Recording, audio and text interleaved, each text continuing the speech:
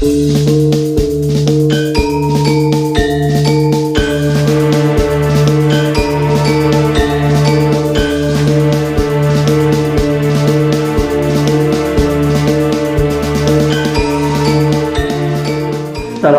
warahmatullahi wabarakatuh.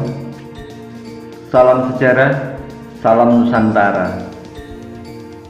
Sahabat sekalian, kali ini kita akan mempelajari tentang bangsa Persia dan Yunani ketika mereka menguasai kawasan Mesopotamia.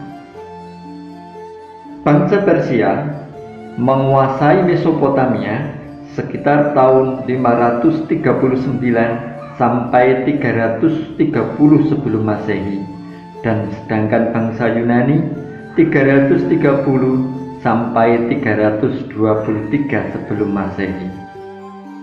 Cyrus Agung membangun kekaisaran Persia dengan membagi-bagi wilayahnya dalam satrapi atau provinsi.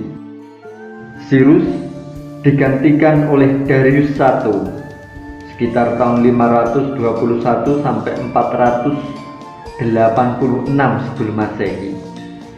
Darius banyak melakukan perbaikan dalam pemerintahan, seperti membangun jalan raya besar dari Susa atau Iran sampai ke Efesus, Turki, sepanjang 2.400 km. Di Susa, ia membangun sebuah istana yang indah dan megah yang dikenal dengan Istana Persepolis.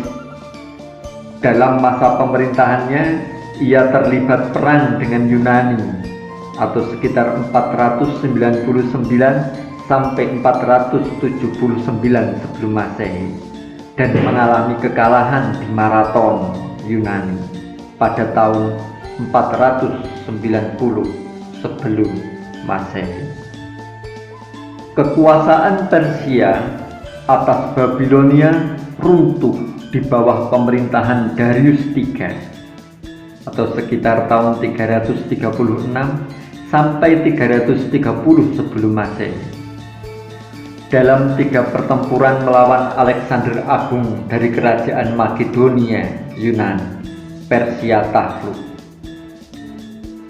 Seluruh wilayah kekuasaan Persia termasuk Babilonia menjadi bagian dari Yunani. Alexander Agung membangun kota baru bernama Seleukia atau sekitar Baghdad sekarang. Setelah menguasai Persia, Alexander mengambil gelar Shahanshah yang berarti raja dari segala raja, serta mengadopsi beberapa adat istiadat dan kebiasaan Persia. Adat istiadat dan kebiasaan Persia yang paling terkenal adalah proskinesis, yaitu adat mencium tangan secara simbolis atau sujud di tanah. Biasa dilakukan orang Persia di depan atasan mereka. Konon, orang Yunani menganggap gerakan-gerakan tersebut hanya boleh dilakukan kepada dewa. Dengan demikian, tindakan Alexander memberi kesan ia mendewakan dirinya, sesuatu yang membuat banyak pengikutnya dari Yunani tidak bersimpati padanya. Alexander akhirnya meninggalkan kebiasaan tersebut. Salah satu kebiasaan terkenal Alexander adalah Helenisasi, yaitu penyebaran dan penanaman kebudayaan Yunani seperti bahasa, seni, arsitektur, gaya hidup, pandangan hidup Yunani ke seluruh daerah tahluannya. Hasilnya adalah adanya perpaduan budaya Yunani dengan budaya-budaya tahluannya, seperti Mesir, Persia yang disebut peradaban Helenistik. Perpaduan itu terlihat dari kota-kota bergaya Helenistik di wilayah-wilayah tahluan seperti Alexandria dan Antioquia, Mesir, serta Seleukia. Alexander juga berambisi memasukkan unsur-unsur Yunani ke dalam budaya Persia dan bahkan mencampurkan budaya Yunani dan Persia. Suatu rencana yang tidak pernah dilaksanakan oleh pengganti-penggantinya kemudian.